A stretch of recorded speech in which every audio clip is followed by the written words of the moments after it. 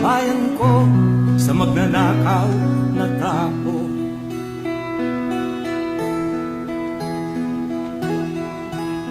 Madilim na kahapon, ikaw ang mataahon. Sa piling mo, ladies and gentlemen, the President of the Philippines, Rodrigo Roa.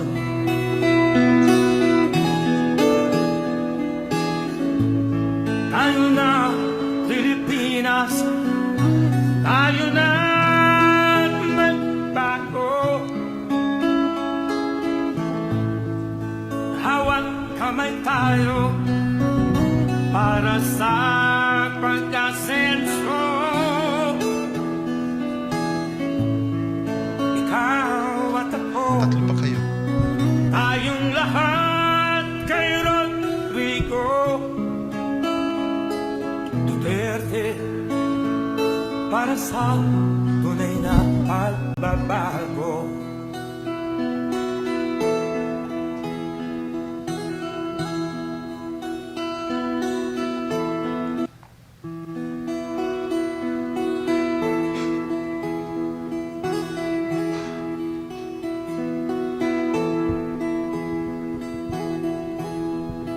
Ikaw ang pangulo para sa pagbabago.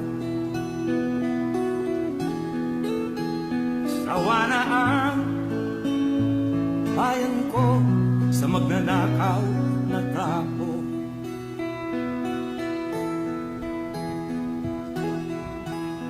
Madilim na kahapon, ikaw ang mataahon. Sa piling mo, di ko mawawala ang korupsyon.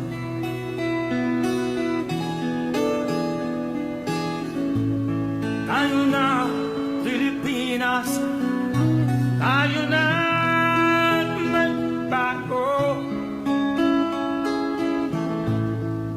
Hawak kamay tayo para sa pag-asenso. Ikaw at ako, tayong lahat kay Rodrigo Duterte, para sa tunay na pagbabago.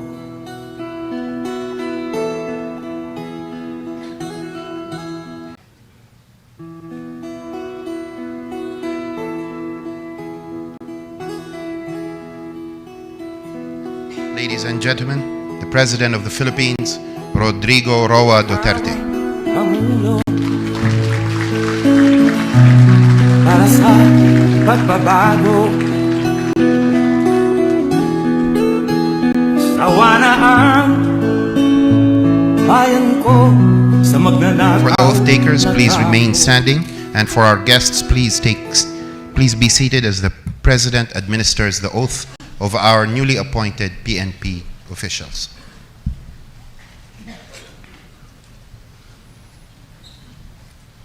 Before I forget, congratulations.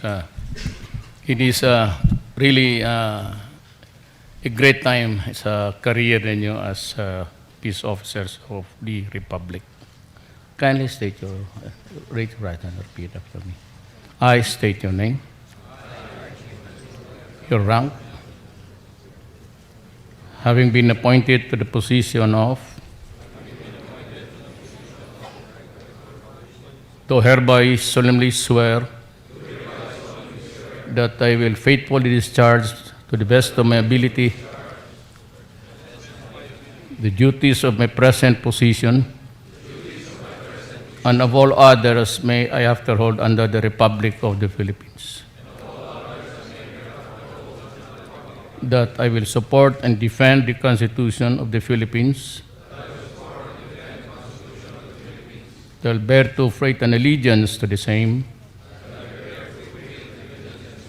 They will obey the laws, legal orders, and decrees promulgated by the duly constituted authorities of the Republic of the Philippines.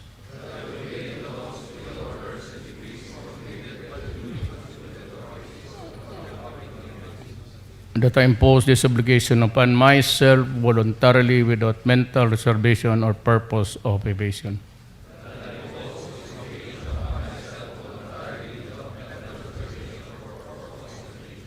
So help me God. Congratulations, gentlemen and ladies. We are up.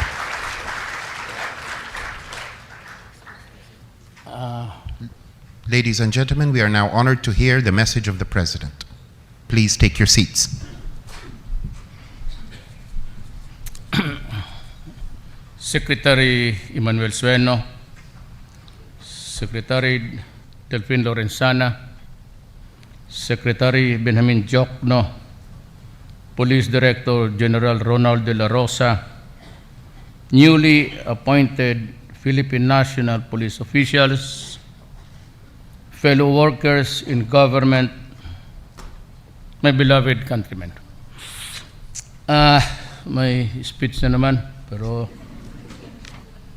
I've never been used to reading speeches. Walang putang ina dito. I just had a talk with the governors. Kasama kami ni Bato, pati Sir Ben, Delphine Lorenzana.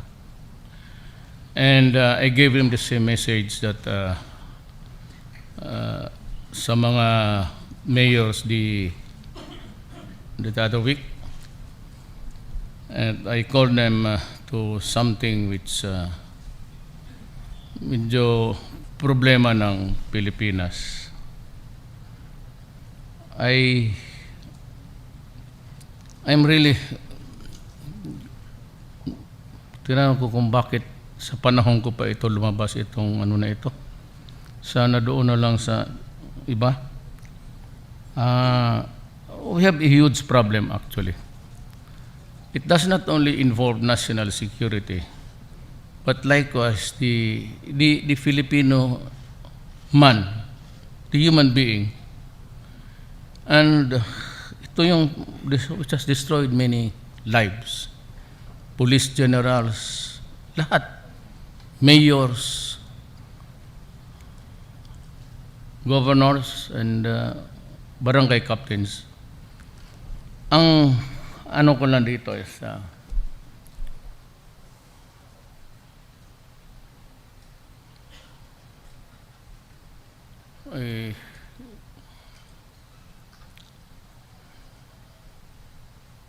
mayan na lang, yung tayo na lang.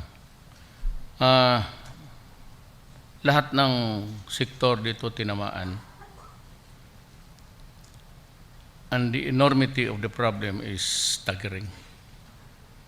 The consequence and the result of this industry has destroyed millions of Filipinos. Were it not for just really sabihin mo na limited or in a province or city, okay lang sana yan. Ang problema, the last count was given by General Santiago. And he said that at that time, at alam naman ninyo yan, magkatrabaho tayo, was 3 million. Nung tayo na, panahon ko na, Nika, parang the problem is really staggering. Can I have nakita na ninyo ito. Pero ang karamihan kasi, it's medyo ano ako kasi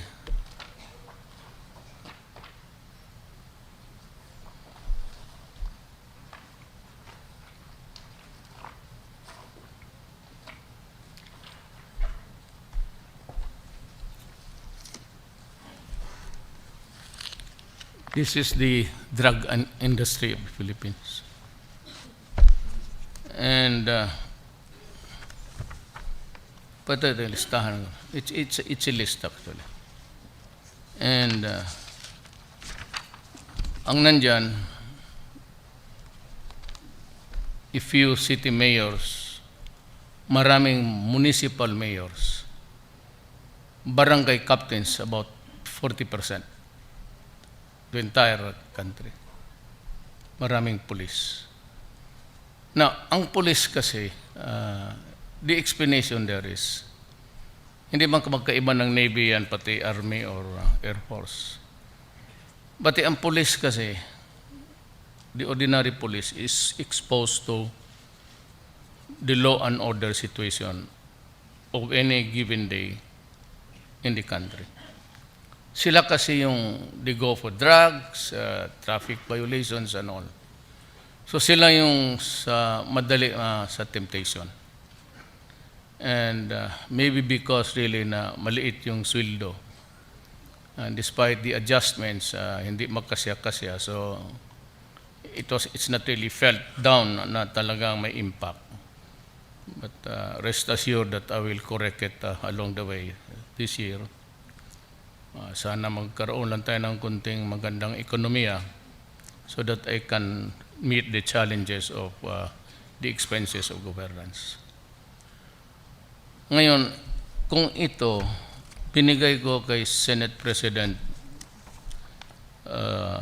Pimentel, pati kay Alvarez, Speaker sa lower house. Hindi ko to kaya. At wala sa atin ito, sa ganito kakapal. So I really do not know how to proceed with this thing. May mga pictures. Galing mo rin yan sa inyo. And I had the occasion, I said when I talked to the city, mga mayors, makita ko si Loot. Hindi ako nakapagpigil. Minura ko siya, sabi ko, you are guilty of treason. You're once a police officer. Inasahan ka ng gobyerno, ginastisan ka ng gobyerno, tapos ganun ginawa mo sa bayan. So, nagalit ako, nandyan siya. And he wanted to usap sila ni Bato. Unforgivable yung ganon eh. Hindi ko maisip, I cannot reconcile how you can be so corrupt na pati ang kalaban mo ang mismong tao. You know, drugs, sabi ni Santiago 3 million. Yung akin ngayon, when I began my crusade, so there were hundreds of thousands surrenderies. General De La Rosa said to me kanina, baba, it's 1,300,000. So there are about 4 million. Actually, ang kawawa nito is, they are slaves. Mabuti pa ang slave. Kasi kung mabili mo sa African market, magamit mo pa sa trabaho mo. Ito, they are slaves eternally to a chemical sponsored by a criminal. His pockets full of money at the expense of the Filipino. Yan ang masakit sa akin. And for the many times that I've been out, I was a congressman, mga mayors, hindi naman kami pinapalabas.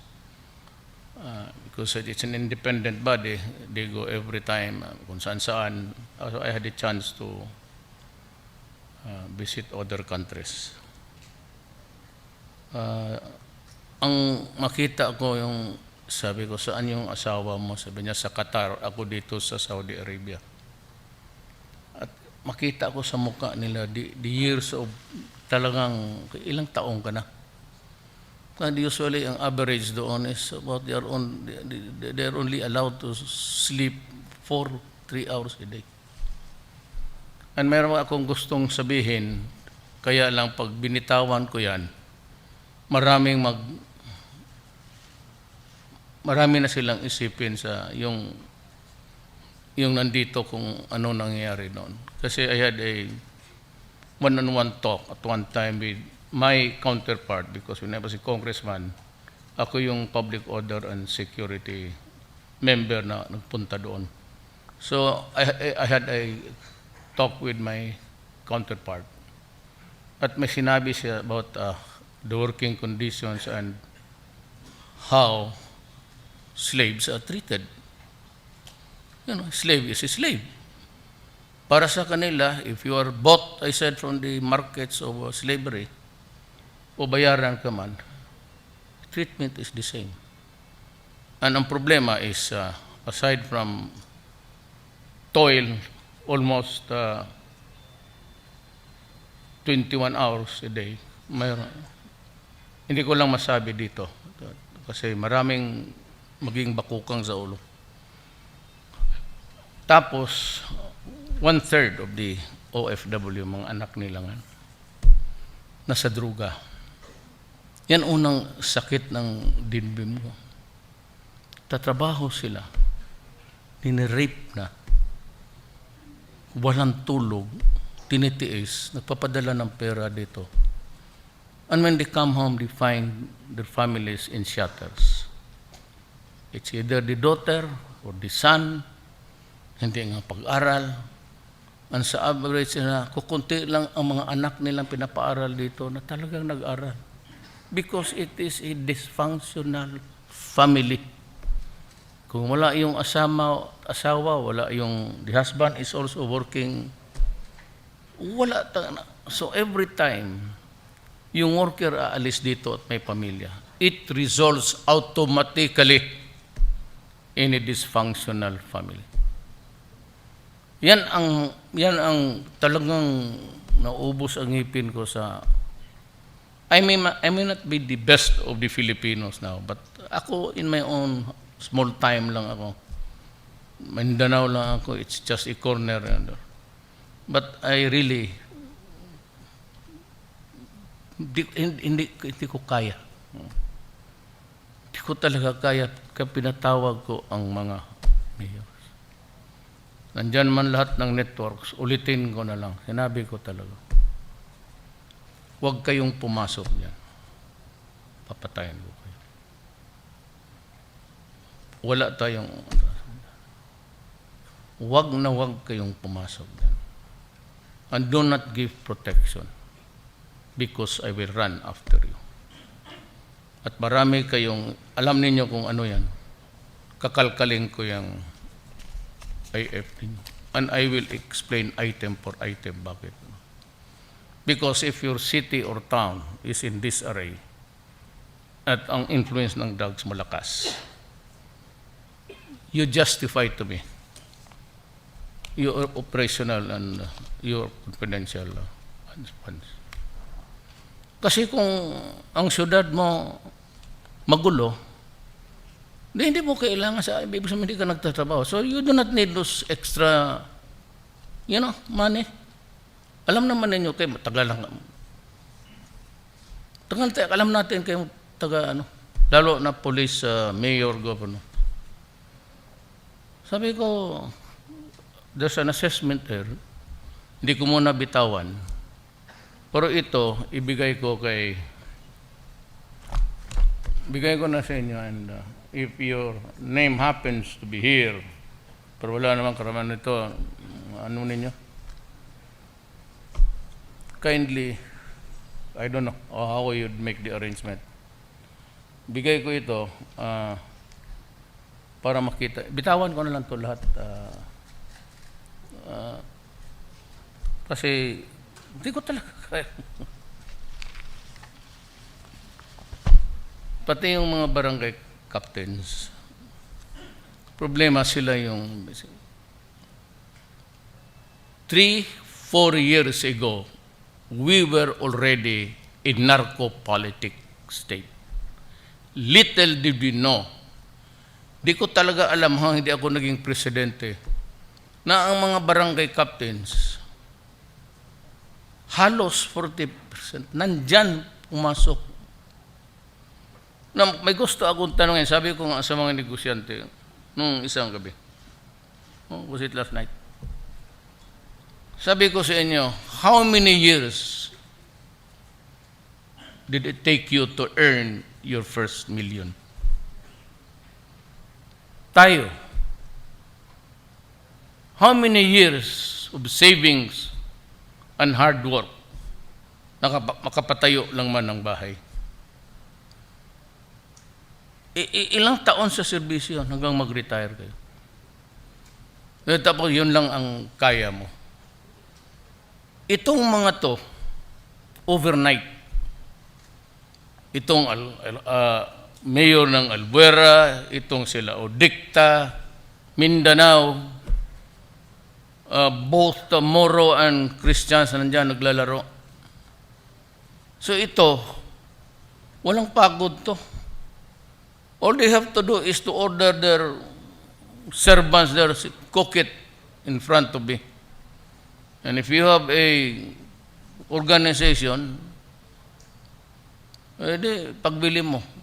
In 1 month's time, they own hotels, ships, good life. Anak nila, Australia, Amerika nag-aaral. Why? Because they go around as warlords. Protektado sila, mayor, barangay captain, tapos may police na bodyguard, may army. Kaya the first thing I did was really to, sabi ko, all of you return to your mother units. So, I left them naked.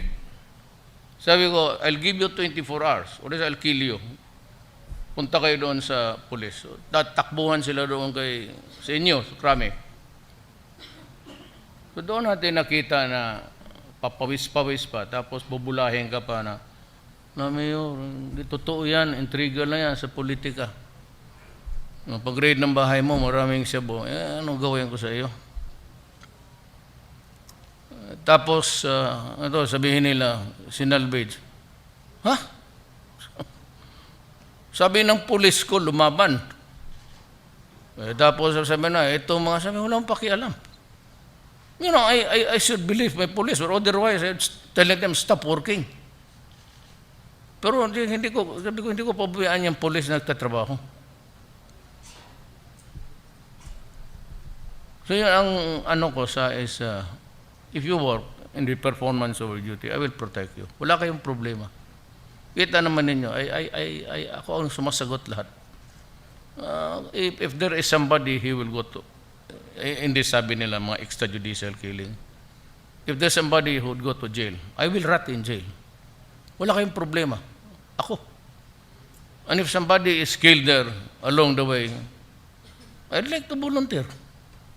Tanda na ako eh. So 72 years, give me about 2 or 3 years, wala na. Ganon rin. But somebody has to take this problem by the horn. Hindi talaga kaya because it has permeated into the very community natin. Unslaves. Sinong maligayahan yan? Itong mga mayaman, okay lang yan. They can criticize us using their newspaper, lahat. They just don't feel it. It's easy to criticize. But nung extrajudicial killing, 32 policemen na ang patay ko. And I have 19 soldiers also killed. If it is really extrajudicial killing, why do you have to face your enemy? Just shoot him behind. Itong mga tao na ito, pati pare, mga ulol. Criticize, hindi nila alam. Sabi ko kahapon doon sa ako, nagsawa na ako, gusto itapon doon sa, sabi ng dalawang para doon, we are with you. Siguro, por respeto, pero try to solve this problem. Hindi mo dadala ng extrajudicial killing. You know, I said, I have to declare war. If I do not do it, we will go to the dogs. How do you, policeman kayo? Okay. Region 2, elected official. Liserio Antipurada. Okay. Barangay captain siguro itong big time pusher member Purado drug group. How do you, I would need 1 million policemen to just build a case, mag-surveillance ka, and sad of it all is itong shabu is an instant crime. Magdala ako ng shabu, we meet dyan sa Ayala. Pag nakita kitang pulis, itatapon ko. Tapos sabihin niya, ano tinapon mo? Sabi ko, shabu. Ba mauli? Aristuhin mo. O tapos pagdating doon, security sabihin, may statement ka sa harap ng police mo, shabu. Sabi niya, nagbibiro lang man ako. O so after that, anong ipresenta mo? Wala ka naman ipagkita ito, yung shabu na... Ganyan, kaya ito dito sa mga shabu laboratories, kung hindi mo mahuli dyan mismo, nagluluto na dyan sila, purnada yan. But we can only... Malaman na natin ang totoo. Pero sabihin mo, hulihin mo and build a good case, my God. It will take eternity. Kaya yung mga stupido na, bakit si Duterte patay niya? Bakit niya na? Sinasabi ko, pinatay ko. Pinatay kasi lumaban. Well, kung hindi totoo, you prove your case in court. But you have to yak-yak ng yak-yak. May isang simbahan pa rin, pinapakita yung extrajudicial. Anong ginawa ng simbahan? Kayong simbahan ng Katoliko, milyon ang kita ninyo linggo-linggo all throughout the Philippines, karaming simbahan. Saan ang pera ng tao? Kami yung pera namin, in-explain namin sa tao. Kayong mga pare, mga obispo, magaganda ng suot ninyo. Meron ba kayong isang bahay lang baski 5 kwarto para rehab? Anong ginawa ninyo, simbahan ninyo? Bibilang kayo ng pera instead of going around the neighborhoods explaining to the people why they should not be in that industry because they will die. Na ngayon, gusto ninyo matapos ang patayan, all you have to do is to preach. Kasi karamahan dito Katoliko. Kung mahusay ka na pare, ipaintindi mo, mamamatay ka, umalis ka sa droga. E di nakakatulong pa kayo. Hindi, instead of maghintay kayo na may namatay na you criticize the police, you criticize me, for what? Kayo yung may mga pera. Sira ulo pala kayo.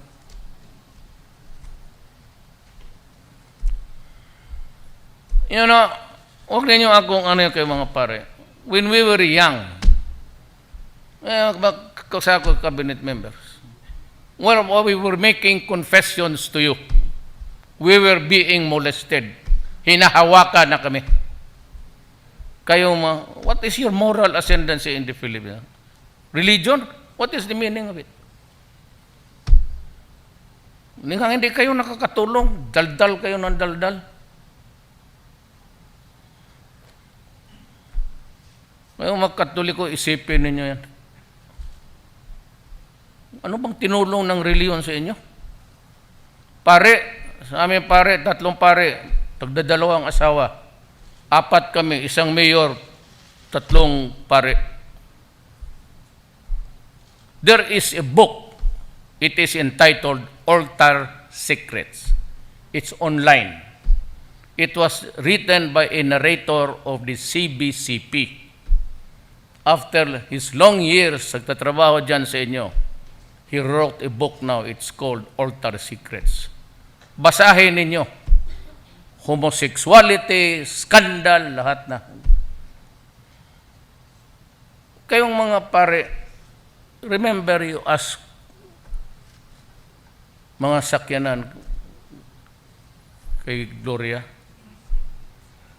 knowing fully well na mga pulis nga walang masakyan, kayo di pajero pa, mga putang ina kayo. Binigyan kayo knowing that there is a principle of separation between church and state. It was really purely graft and corruption because you did not deserve it. You cannot use property or money for your comfort. Hindi yan para inyo, para sa gobyerno, but you had the goal. Kung kayo ang magkamali, okay lang. So, bakit kaming mga nasa gobyerno na pwede yung sabihin, kayo ganong ito, o kami na ngayon ang magtanong, Katoliko man ako, anong ginagawa ninyo sa pera? Anong gawa ninyo, yung kabaklaan ninyo dyan sa mga seminaryo ninyo? Anong pinagagawa ninyo sa mga bata noon? Did you investigate us? Letse kayo.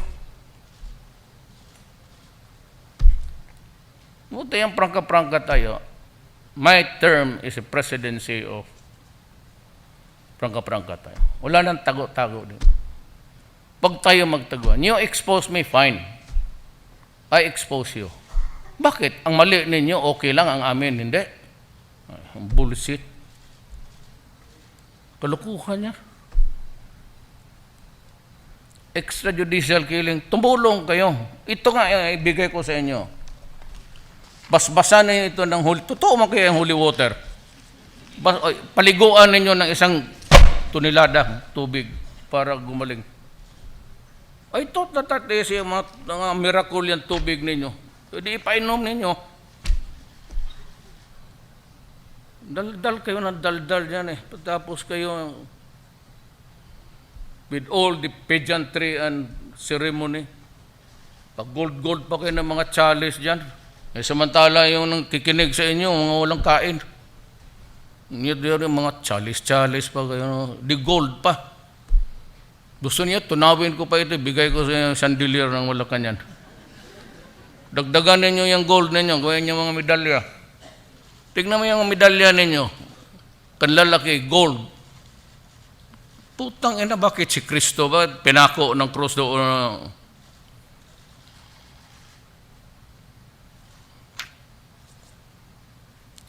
Huwag ninyo, do not, Kasi ako, I can go down. Why do you think you've been making everybody almost believe in you? Kasi kayo, katikisim sabihin, oh, you will go to hell, you will burn. Ano bang sunugin mo doon? Tapos bata pa, yon, hell and heaven. Wala namang bumalik dito, sinabi na yung San Pedro ninyo may manok pa. Putang ina, umakyat yung manok sa langit. Buang kayo. You ask for it. So kung gusto mo talaga show down na. Sige. Magbago kayo. Pag hindi, if you cannot mend your ways, if you cannot even give justice to the small boys that you have molested in the past, you do not have that moral ascendancy to lecture on what to do. Sanctity of life. You're enjoying your wealth. Pagkatapos, sanctity. Kayo dyan, mga palasyo. Ang mga tao nandiyan sa squatters, tapos sanctity. Tumingin nga kayo sa salamin ninyo. Ngayon,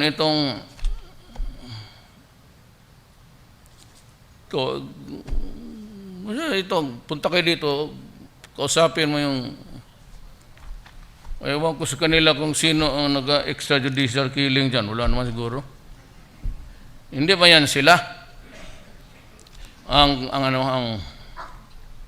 Alam mo ito, graduate ito ng PNPA. 4 years yan, sacrifice. PMA, ito sila ba ito? Akala mo papayag yan sila to commit a crime? They are ordered day one sa PMA or PNP, obey legal orders. Hindi ko ito mautusan, sabihin mo magnakaw, magpatay kayo, whether it is a right or wrong to kill. Bakit mo ito yung mga tao na, hindi ito, ano pagpilitin mo, ako mangyari sa akin, magkudita ito. Ako pa mauna masalvage nito mga to. Yung may drug war, ayaw ninyong maniwala eh.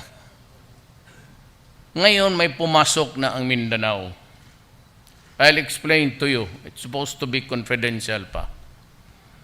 Ang ISIS, pati ang Abu Sayyaf, have already pledged allegiance to the ISIS. Kaya nagbibidahan yan sila, who is the more cruel and brutal. Because that would be the body that would favor the accreditation, ika nga. Nagbidahan yan. Na, sa Mindanao, tunilada yung Cebu. Not only the Moro, but also mga warlords na Christians.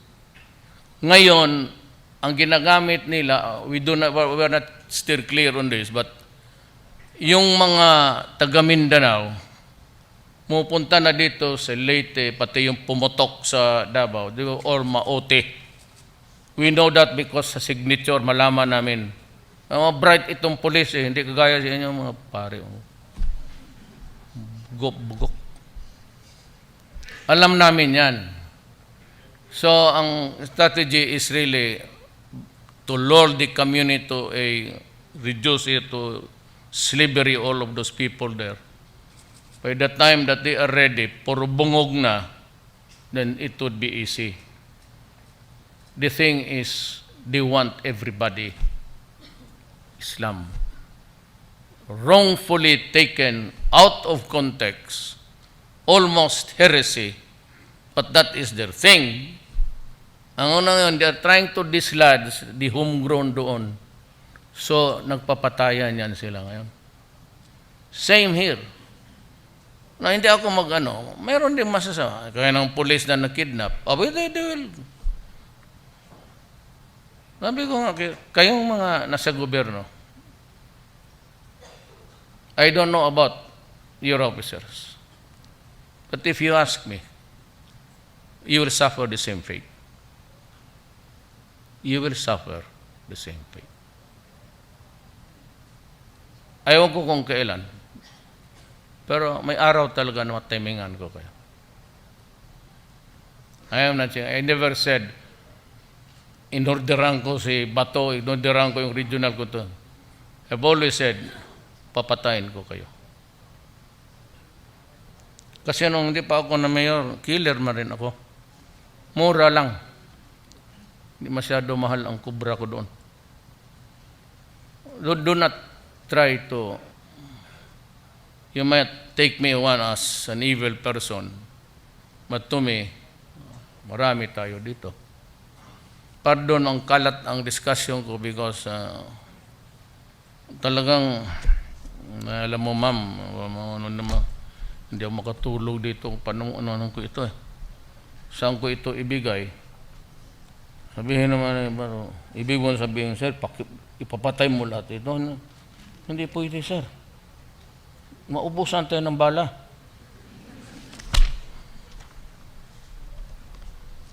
$6,000 policemen, 40% of the barangay captains, the basic political unit na. Kaya it's time, I said, to take stock of everything. Lahat tayo. Ako, I will do everything to preserve my country. Huwag na yung marsyalo na issue is a headline lang naman yan para may magbilit. I will do everything. I will not allow my country to go to the dogs. And I will do everything to preserve my country, the Filipino people. That is my job. That is the job of General De La Rosa, That is your task, your mandate. Trabaho lang tayo. And you will have everything. You need not worry about legal cases. I will protect you. I will provide everything. Wala kayong sakit sa ulo. Just do your work. Just follow the law. You order your men, arrest them, if it's still possible, but if they present a violent resistance, placing in danger the life of the police, then shoot them. Yan lang. Wala tayong in-order sa kanila to commit crime, baski saan naman. Whether it's in America, whether in other or kalawags, di mo mapigilan yan. But I know that you have reached your level now because of toil for so many years that you have replaced.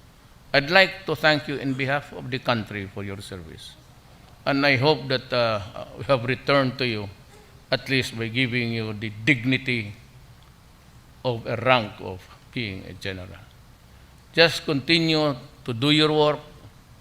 Maybe wag kayong matakot about the future. I'm still there 6 years. And I can always harness you back to government by the time you get out of the police. Maaga kasi kayo. At 56, wala yan. Nanghihinayang ako. But most of the, halos lahat ng mag-retire nandiyan man sa ano. I gave you the sensitive jobs because I realized it early on na itong bureaucracy talagang it's either the police ang military lang talaga masama. For the years that I've been mayor for 23 years, 4 years congressman, 4 years vice mayor. Ang police lang talaga, even yan sa mga calamity, wala kang ibang maasahan. Talagang police o military, mauna kayo doon. That's why I would not want to bring this up, but there are still disturbing issues surrounding Mama Sapano. I only have one question for all. I am not trying to revive or revisit the issue. But what's bugging me is, mayor kasi ako. So may police ako. So I feel for the police. Ang akin lang is one question. Why was it that there was a war the whole day? At hindi pinapasok yung sa Awang, sa Davao City, Jensen. Bakit hindi tinawag yung air assets? Yun lang. Huwag na yung sino nagkapera doon, sino kumana noon, o partida, o pang retire mo. Huwag na yun natin. O sinong nagplano doon na bright. May wala kayo bright ang nagplano doon. Akin lang is, bakit hindi inyo tinawag ang kasap, ang tog? Maraming helicopter dyan. Walang gamit. Trapo ng trapo yung mga sundalo araw-araw. Yun lang ang because celebrated when was the Mama Sapano anniversary? Yesterday. I'll meet the widows and I'd like to talk again to the officers. I'm not trying to scare anybody. I'm not trying to go into politics again. I've been the ARPOC chairman. Tanong ninyo yan sila Aaron lahat. For the years that I was mayor, I was the ARPOC chairman. And I could not have succeeded in my governance, made the people of Davao City happy, kung wala akong backup sa police.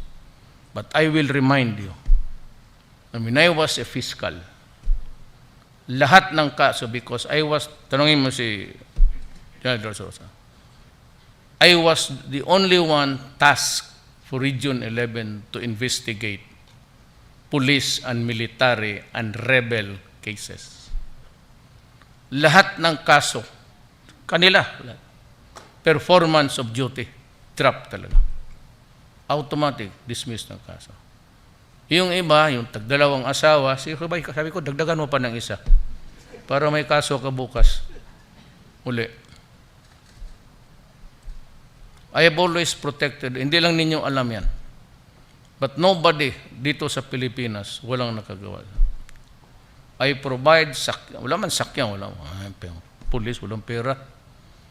I provide, tingnan, punta kayo ng Davao, punta mo kayo, tingnan mo lahat, kompleto. Communications, sakyan. Mayroon pa bang grocery? Si Inday, kinutin yun ni Inday. Bugas.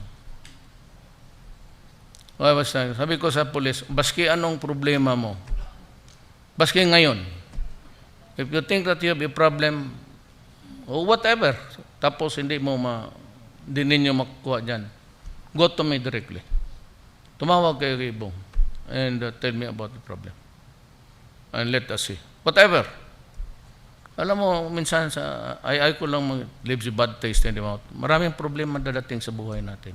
Sakit, emergency. Whatever. Huwag na kayo magpunta. Marami pa silang daldal sa inyo. Go directly to me. Just tell me the truth. Yun lang ang hini ko. Paski sila bato nun. Sabihin mo kung ano ang nangyari. At kung tutulungan kita, ako na ang bahala. Sabi, sir, ganito.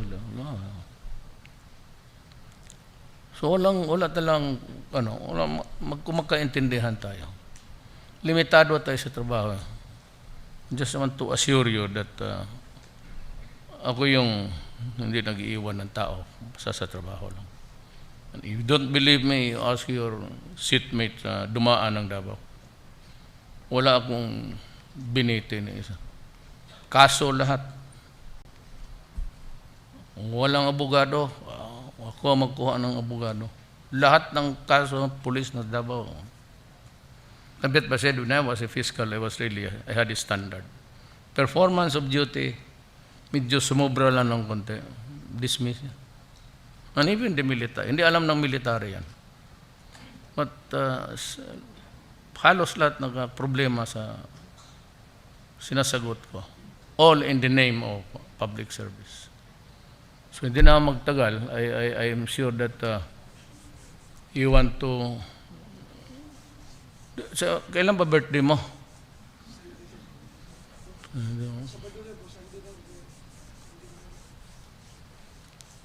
So siguro ito mga 100 baka to. Bibiro niya. O dito to, sa Davao, kasi isang kampo naman. Basta may celebration, baka ako. Basta okay lang. You tell your men that, yeah, we had a bad case. Yung nangyari doon, but baski saan niya? Baski saan? You cannot expect everybody to be anghel itong millions of Filipinos. But just take it in stride. We can always receive the problem and try to correct it, but there will always be prosecution. Ito, andyan naman, nahuli na, it will proceed accordingly. But do not be dampening of the spirit just because may problema tayo. Trabaho lang tayo at sa aking panahon, wala kayong problema. Mamauna kang armed forces, pati kayo. Not because I want you to be loyal to me. Paski yan sila. Do not cultivate a loyalty for me. I do not need it. Lahat kami padaan lang. Ako in 6 years, wala na ako. Or even, I don't know hanggang kailan. You just remain loyal to the flag and to the Constitution. That is all that I ask of you. Huwag na sabihin na bata ni Duterte. Sabi ko nga, huwag kayong pumunta sa akin para maghingi ng ranggo. Paski military. Paski yan sila. Paski yung station commander, yung mga barangay captain sabi, gusto na, you go to the... Huwag kayong pumunta sa akin para maghingi ng assignment. Ang niyo, is there yung merit, ninyo board sa military. Lahat yung dumadaan sa akin. Hindi na kayo kailangan makiusap. Pirmado yan pag nandyan na. Recommended, tapos validated ng Commission ng Civil Service. Basta atin trabaho lang. I said, do not cultivate a loyalty na personal sa akin. I do not need it. But the country needs your dedication. Salamat po. Thank you, Mr. President. We request you to take center stage for the photo opportunity with the officials and their families. And we invite the first row and their families to prepare on this side. For the first photo opportunity, we invite Director General Ronald De La Rosa and his family for the picture with the President.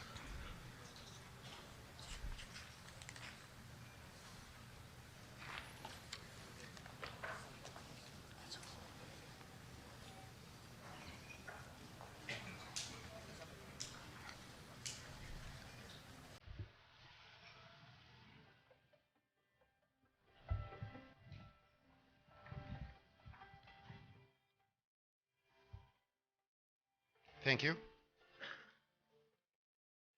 And now we call on Police Deputy Director General Francisco Iami Jr.